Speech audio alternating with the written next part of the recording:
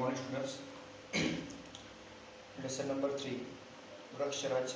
आज हम वो लेसन लेने वाले हैं, सीखने वाले हैं। देखो बच्चों, सबसे पहले आपको ये जो वर्ड से शब्दार्थ पेज नंबर 21 वो राइट करना है, उसकी वेट करना है।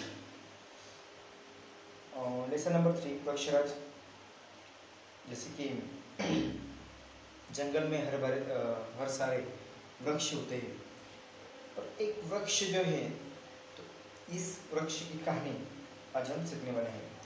मेरे दिल की किसी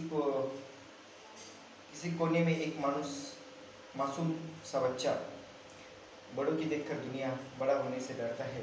क्यों डरता है, आइए देखते हैं। पिता लकड़हारे को, जो न पक्षियों की परवाह करता है, न हरियाली न फूलों की और न फलों की, लेकिन बेटी को सबसे पर दया आती है और यह दुनिया से मोहक लगती है। वह पिता की सोच कैसे बदलती है, ये देखें। देखो बच्चों कि जैसे कि एक लकड़हारा है और उसकी बेटी उसे समझा रही है कि जो वृक्ष है, जो पेड़ है, वो क्या करना नहीं है, नष्ट करना नहीं है। आज हम एक पेज लेंगे, गपोड़ी महीना। गपोड़ी मतलब झूठी बातें बनाने वाला। गपोड़ी का मतलब होता है जो झूठी बातें बनाते हैं उसे गपोड़ी कहते हैं।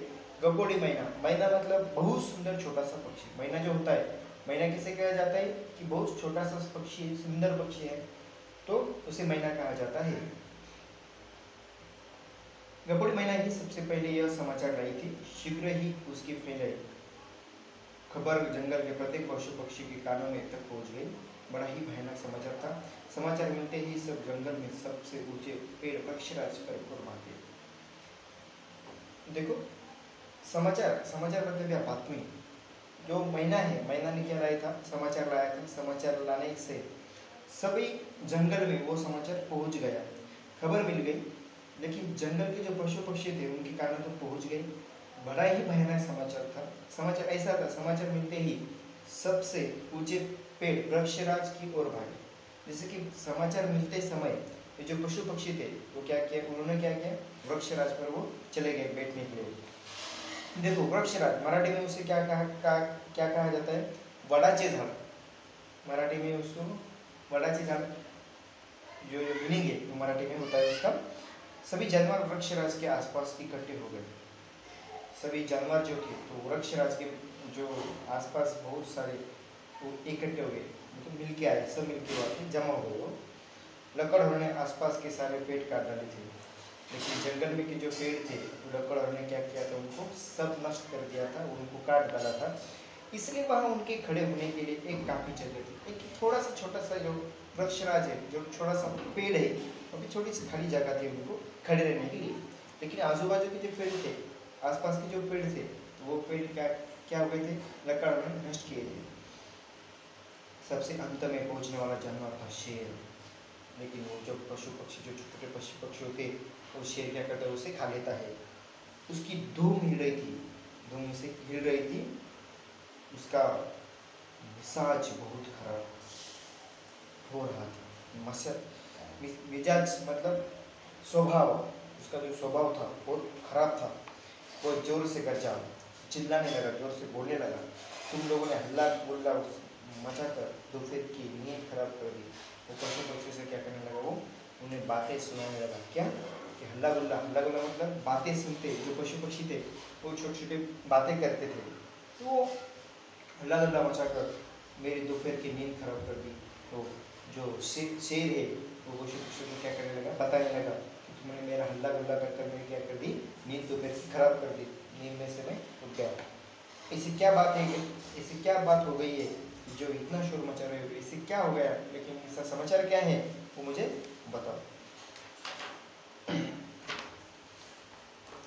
वृक्षराज की एक डाल पर जंगली कबूतरी बैठी हो रही थी। गुटरू मेरे बच्चों को और मेरा क्या होगा। वो चिल्लाने लगी, क्या बोलने लगी, गुटरू को ऐसे वो आवाज़ निकालने लगी, और मेरे बच्चों को क्या होगा, वो ऐसे बोलने लगी, बताने लगी।